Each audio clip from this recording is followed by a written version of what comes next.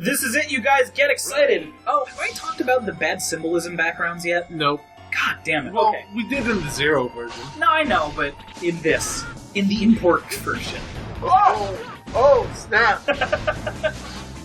So the devil and angel statues, it's really not important because it's fake symbolism. It doesn't actually apply to anything, but the devil and angel statues have been in the background of all the fortress stages so far. In the first one, they're just present, and they're just kind of like both sort of passive looking. In the second one, the angel statue is chained up, and the devil statue has its head up. It was previously like hanging its head down. And now in this one, like the third area, and this was present in the refight area too, but it's a little harder to see because of how it's laid out. The devil is like roaring and powered up, and the angel is black but also not chained anymore, so maybe it died, or maybe it's like a fallen angel and they're both evil now or something, and it's just like, oh man, the progression of good and evil, except what? Like, clearly that's not actually a thing, like it's just a generic cool background element you threw in. How about this stage layout, huh? Just random spikes. There's a bottomless pit, there's a bad guy that has a shockwave attack that never really actually gets utilized anywhere because he's always on like a stationary platform and just tanks damage. It's good, it's a good game. But hey, we at least get Sigma's most charismatic entrance in the entire series. I love you, Sigma. Yeah. This is the one saving grace of this Sigma appearance. This is the one saving grace of this game. Well, that's not true. But, so, we went over, goddammit Sigma, you don't need to be here.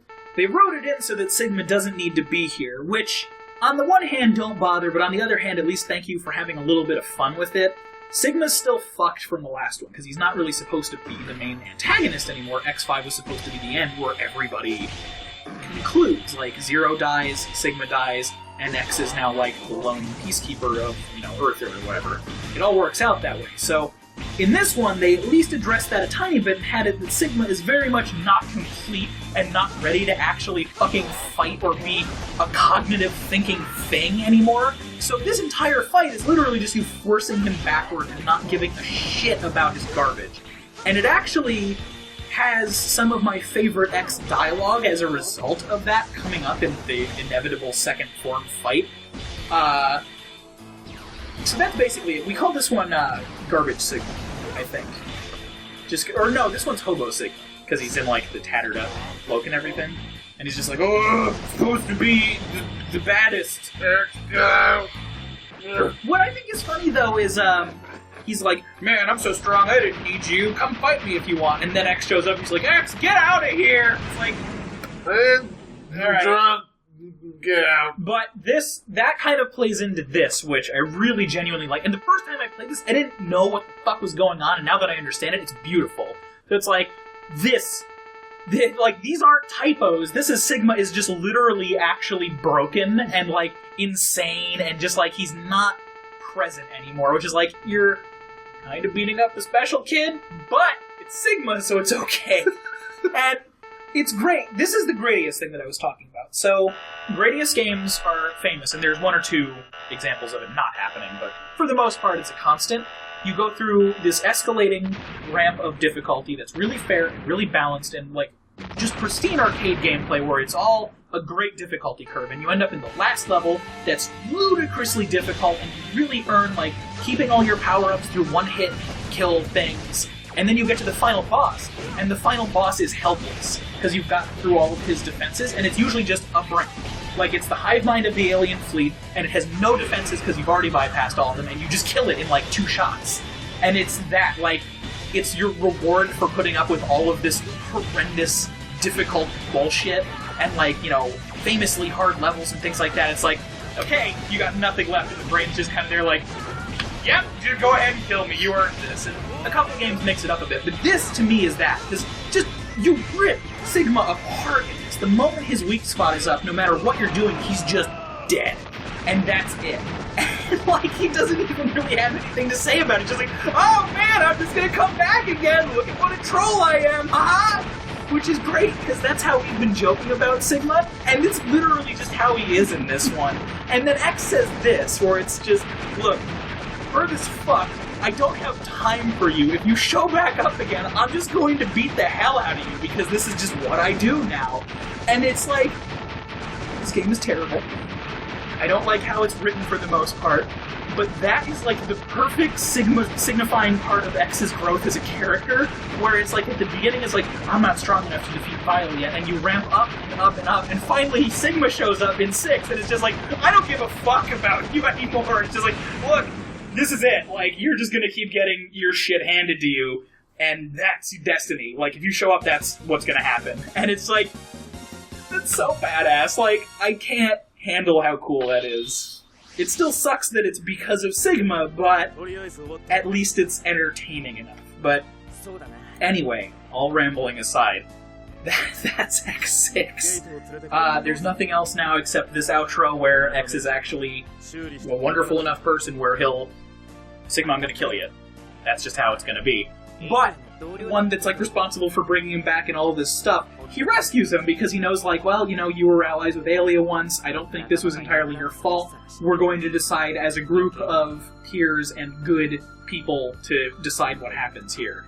And it's like this weirdly sort of heartwarming moment of like, you know, we're all just gonna like work to better the world now that all of this terrible stuff has been dealt with. And it's like, I like this. Like, it's not the best, but the sentiment is good, and it's kind of like a better good, especially after 5, where like it's all really dark and kind of sad, and it's like, I know that's the point, that's fine, but then this one comes in, it's like, this one's even darker, but then you get to the end and it's one of the nicest endings, and I don't know, like, it's weird to process, especially after being so mad the whole time. But yeah, what do you think? I hate this game. Just, there are so many terrible game design decisions just littered throughout this fucking thing that I cannot accept it in any way, shape, or form. Even the positive parts that I mentioned. Like, even they do nothing to overcome all the bullshit that went into this.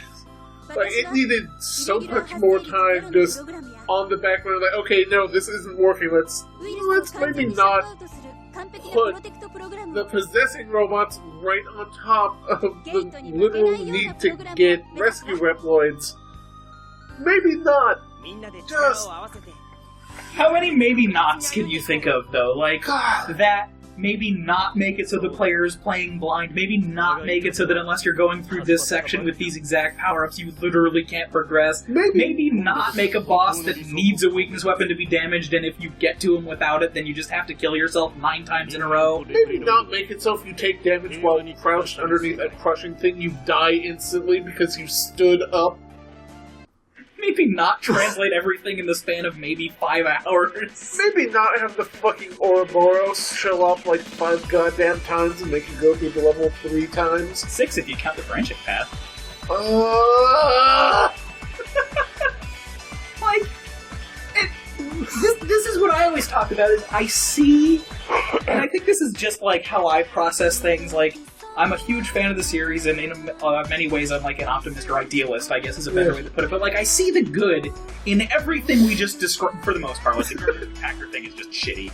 But like I see the good and the ideas behind all of the stuff that's terrible in this game, but that doesn't stop it from being terrible. And I know that there are certain apologists of it, but it's just such an undeniable thing of like, well, this could be better. Like, there are totally ways that they could make all these things that you're apologizing for actually fun experiences that are actually based around fair challenges. Alright. Sonic Boom. Oh, okay. Was rushed to market, but even if it had like another year, just by looking at it, you could tell it would have been a mediocre piece of shit with nothing endearing in it and no real heart into it. If this game had another year in development, there could have been something there. Yeah. Like, they were trying, they just didn't have the time to go back and actually test it. Yeah. And that's the thing, like, there's... When people talk about, you know, things like bad controls or bad stories or bad games or anything, there's always still an important distinction to make between something that's genuinely bad, like an actual bad idea or just an overall bad product, or something that was rushed. Yeah. Or, you know, in the instance of controls, which is a completely different conversation, there's an instance of, like, actual bad, unusable controls, or controls that you don't personally like. Like, any kind of discussion that there can be for games like this, there's always going to be that separation, because bad games and bad stories and bad mechanics do exist, but then so do rushed ones. And I think that all 3 of the PlayStation 1 era Mega Man games are a perfect example of things that just needed more time to get refined better. And, more care put into them. And I know there are so many people that are going to be like, well, the Mega Man formula doesn't need a lot of time. Or, you can just churn them out. And that's kind of what ended up happening negatively to the series, is it got oversaturated, and some of them were overly rushed, and there were certain things that were released, like these, that just weren't finished. And it's like, even if you have a short game and a short formula and a business plan like that, you can still take your time and make sure that what you're releasing is formulaic and simple and quick, but not broken or rushed. See, my problem with that is, yes, the Mega Man games are formulaic.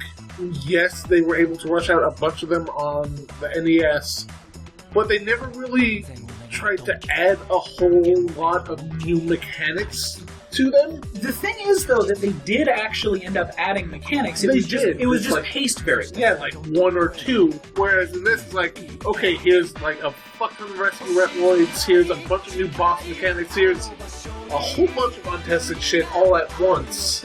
It's you really need more time. Yeah. Ramp them through. And, they almost did. There are technically rescue Reploids in X5. It's just not even remotely the same concept. And it really does just kind of cycle back into the, pace yourself. And that's one of the issues that I have with bigger game companies now is and this is more of a now thing than a then thing. I think it's always been present, but, different scale. Is I wish projects like this weren't so completely dependent on, profitability and all that. Obviously you want your game to do well and make a good amount of money to justify all the work, but not to the point where it's you're only worried about that. The end product should be a fully enjoyable, fulfilling experience. And if these do that for you, then, cool. That's great. If you like it, by all means, ignore us. We're just assholes. Yeah, and the thing is, I do, in a way, enjoy even the bad games in this series, and I will play them again. It's just, I can see the potential, and it disappoints me. I ranked this game, Which, that's what I ranked in it, so we've come all the way around, and it's perfect. So thank you for watching. This has been X6. We'll be back after a bit of a delay with X7 to make that just, as pristine as the game deserves, I think. I'm just going to go cry. You're in for a treat.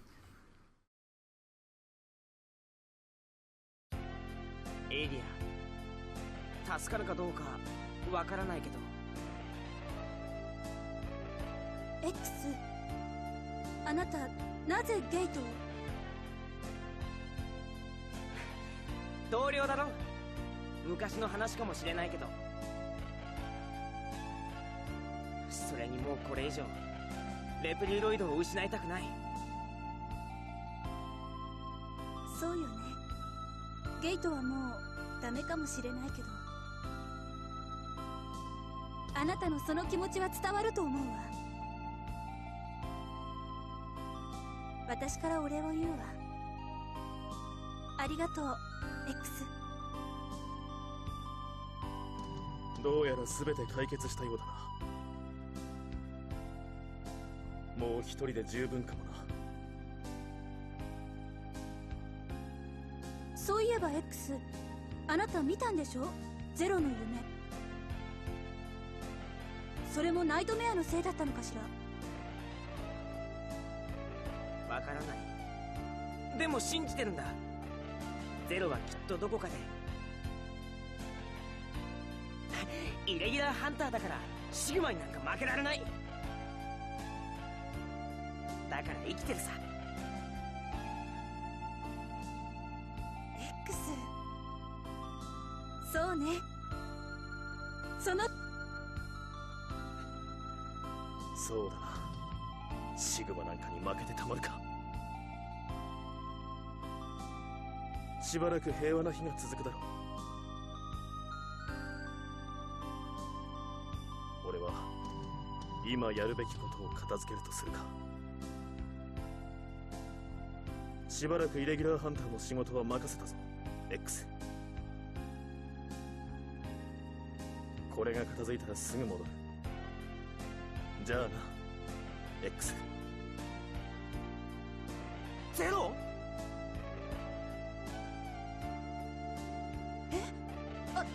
私も今ゼロの気配を感じたわ。近くで呼ばれたような気がしてサーチしてみたけど何の反応もないね。確かに何の反応もないわ。大丈夫？少し休んだら。ごめん、大丈夫だよ。それにまたシグマが復活したんだから油断はできないよ。さあみんなで力を合わせて地球を元の姿に戻そう。そうね。みんなで今度こそ本当の理想国家を目指しましょう。